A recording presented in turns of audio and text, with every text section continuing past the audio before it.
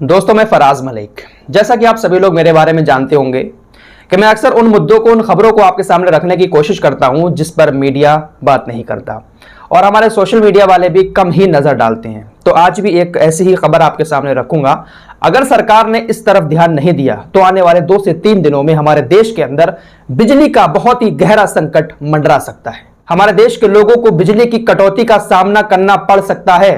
क्या है पूरी खबर, आराम से आपको बताऊंगा, लेकिन पहले 2 छोटी छोटी खबरें आपके सामने रखना चाहता हूं। पश्चिम बंगाल के अंदर ममता बनर्जी ने अपना उपचुनाव जीत लिया है 58,000 वोटों से। बीजेपी की उम्मीदवार को उन्होंने हराया और अब वो पश्चिम बंगाल के अंदर मुख्यमंत्री पद पर बनी रहेंगी। आप सभी को याद होगा कि जब विधानसभा का चुनाव हुआ था पश्चिम बंगाल में, तो उस वक्त ममता बनर्जी अपनी सीट हार गई थी, तो उनको मुख्यमंत्री बने रहने के लिए 6 महीने के अंदर एक चुनाव जीतना था। आज फिलहाल वो ये चुनाव जीत चुकी है। अगर आज वो ये चुनाव नहीं जीती तो उनकी कुर्सी थोड़ा सा खतरे में पड़ सकती थी। दूसरी खबर नशे को लेकर है। आज मीडिया को देखने के बाद, सोशल मीडिया के ट्रेंड्स को देखने के बाद एक बात तो समझ में आ गई कि अडानी जी के पोर्ट पर जो चीज पकड़ी गई थी, जो सफेद पाउडर पकड़ा गया था, वो बहुत ही ज्यादा खतरनाक है। 3000 किलो पकड़ा गया था, लेकिन लगा ही नहीं देश के अंदर कि इतनी खतरनाक चीज पकड़ी गई है।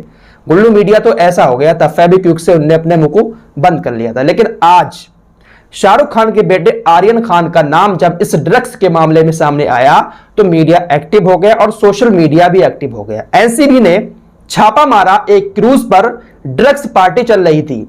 तकरीबन 8 लोगों को गिरफ्तार किया, जिसमें शाहरुख खान के बेटे आर्यन खान का भी नाम शामिल है। एनसीबी ने अच्छा किया, हर जगह छापे मारो, जहां पर भी ऐसे काम हो रहे हैं, नशा मुक्त भारत को कर दो। लेकिन ये जो ड्रग्स पार्टियां हमारे देश के अंदर चलती हैं, आखिर इन पार्टियों का असली जिम्मेदार है कौन? हमारे देश के अंदर नशा कौन पहुंचा रहा है? 9,000 करोड़ से भी ज्यादा, तकरीबन 21,000 करोड़ की हेरोइन जो पकड़ी गई है, और जिस शख्स के पोर्ट पर इस खतरनाक चीज को पकड़ा गया है, क्या ऐसे लोग इस नशे के जिम्मेदार नहीं हैं? जब बॉर्डर पार करके हमारे देश के अंदर इस तरीके की चीजें आएंगी ही नहीं, तो शायद हमारा देश नशा मुक्त हो जाएगा। लेकिन सबसे पहले उन लोगों से भी जवाब लेना पड़ेगा जिनके पोर्ट पर 3000 किलो हेरोइन पकड़ी गई। आपको बता दें कि जिस क्रूज पर यह ड्रग्स पार्टी चल रही थी, वहां से 30 ग्राम चरस, 20 ग्राम कोकीन, 25 MDMA टैबलेट, 10 ग्राम MD, इतनी चीजें बरामद की हैं एनसीबी ने। शाहरुख खान का एक बहुत पुराना बयान भी सोशल मीडिया पर वायरल हो रहा है। जब इनका बेटा पैदा हुआ था तो उस वक्त एक पार्टी में इनसे किसी ने पूछा कि आप अपने बेटे की परवरिश कैसे करेंगे, तो शाहरुख खान ने पता है क्या जवाब दिया था? शाहरुख खान ने कहा था कि मेरा बेटा हर वो अय्याशी वाले काम करे जो मैं जवानी में नहीं कर पाया, क्योंकि उस वक्त मेरे पास अय्याशी करने के लिए पैसा नहीं था, लेकिन मेरे बेटे पास सारी सहूलतें हैं। हर वो काम करे, ड्रग्स भी ले और सेक्स भी करे। ये किसने कहा था? ये शाहरुख खान ने कहा था जब इनका बच्चा पैदा हुआ था। तो आज शाहरुख खान के उस स्टेटमेंट को भी लोग याद दिला रहे हैं कि आज शाहरुख खान की जो है इच्छा पूरी हो गई। उनका बेटा आज ड्रग्स के मामले में गिरफ्तार हो गया। तो भाई, जब ऐसे संस्कार दोगे और ऐसी सोच आप रखोगे तो यही सब होगा। फिलहाल अब चलते हैं अपनी मेन खबर की तरफ। दोस्तों, हाल ही में आपने सुना होगा कि चाइना के अंदर इस वक्त बिजली का संकट गहराया हुआ है। और चाइना के अंदर यह बिजली का संकट इसलिए आया है क्योंकि वहां पर कोयले की कमी हो गई है। जब कोयले की कमी हुई तो बिजली बनना भी कम हो गई, और जब बिजली का बनना कम हुआ तो अर्थव्यवस्था भी थोड़ी सी नीचे आने लगी, क्योंकि बिजली से बहुत सारी फैक्ट्रीज चलती हैं।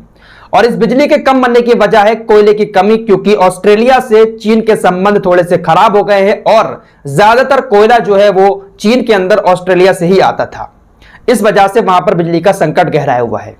लेकिन अब हमारे देश के अंदर भी बिजली का संकट गहराने वाला है अगर सरकार ने इस तरफ ध्यान नहीं दिया। दोस्तों, हमारे भारत देश में कुल 135 थर्मल पावर प्लांट हैं जहां पर बिजली बनाई जाती है। खबर के मुताबिक इन 135 प्लांटों में से 72 प्लांट ऐसे हैं जहां पर बिजली बनाने के लिए सिर्फ 3 दिन का कोयला बचा है। अगर इस कोयले की आपूर्ति नहीं की गई तो हमारे देश के अंदर बिजली का संकट मंडरा सकता है चाइना की तरह। विशेषज्ञों के अनुसार इन 72 प्लांट्स के बंद होने से हमारे देश के अंदर 33% बिजली का उत्पादन कम हो जाएगा, जिसकी वजह से काफी ज्यादा संकट आ सकता है, क्योंकि बहुत सारी फैक्ट्रीज वगैरह और बहुत सारे उद्योग जो हैं वो बिजली से ही चलते हैं। तो ऐसे में काफी नुकसान का सामना करना पड़ सकता है हमारे देश के लोगों को। सरकारी आंकड़ों के अनुसार कोरोना महामारी से पहले 2019 में तकरीबन 10,660 करोड़ यूनिट की खपत एक दिन में होती थी हमारे देश के अंदर बिजली की, लेकिन अब इसकी खपत बढ़ चुकी है।